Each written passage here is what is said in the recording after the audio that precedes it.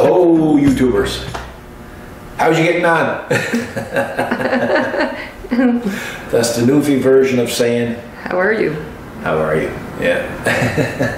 I shouldn't even say Newfie because that offends people. Now I should say it's the Newfoundland version. But That's Newfie, right, we have to change. I'm not offended by Newfie, so what it is, it is. So anybody who's that sensitive needn't watch. We have our beautiful 6060 here. It's got a backhoe with BH92 on it. That means business. Kubota has done such a good job with this, it's really hard to find anything to modify on it. I know.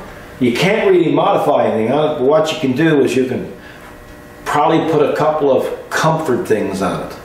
So we'll start off with one today.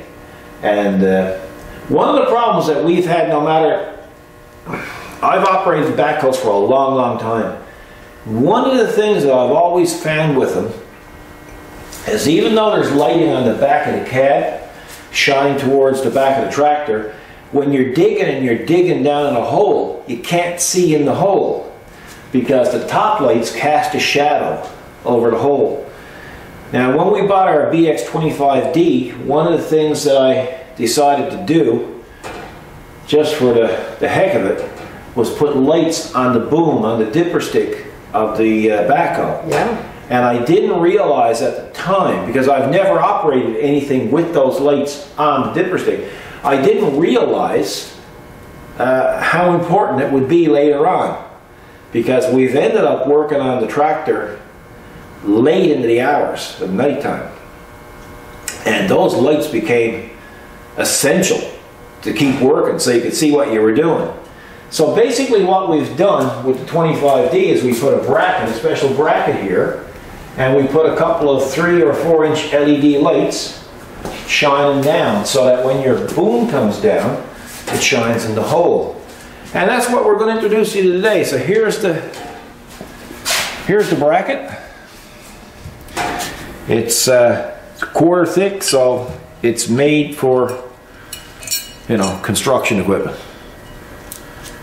It's gonna come with its own bolts.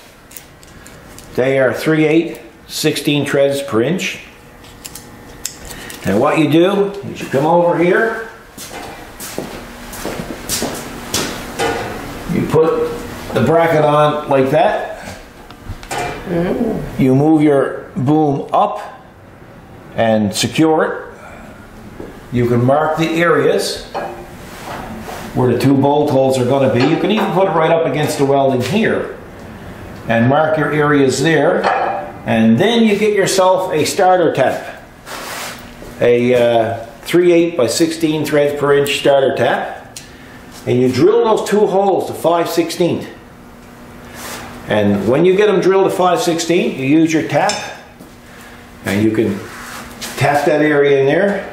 Then you can take these bolts and screw them in. Then you can get your lights, say from Nylite, and you can put your lights on each side.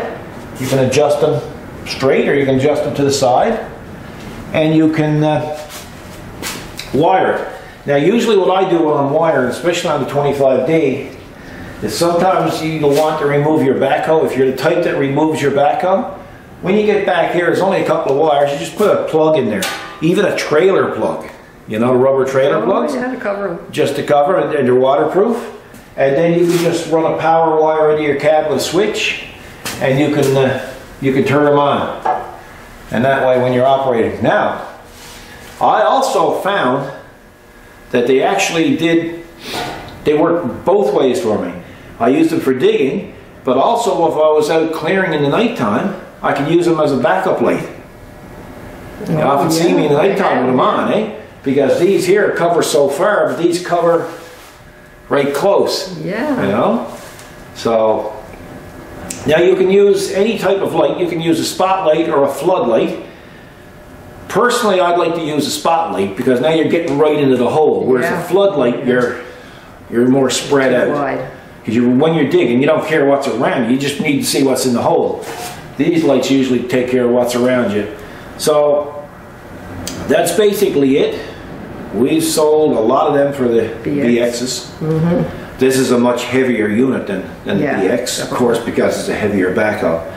So we thought we'd offer that to you as well, and hopefully next week we'll have some other stuff. Some of this stuff can be combined with shipping.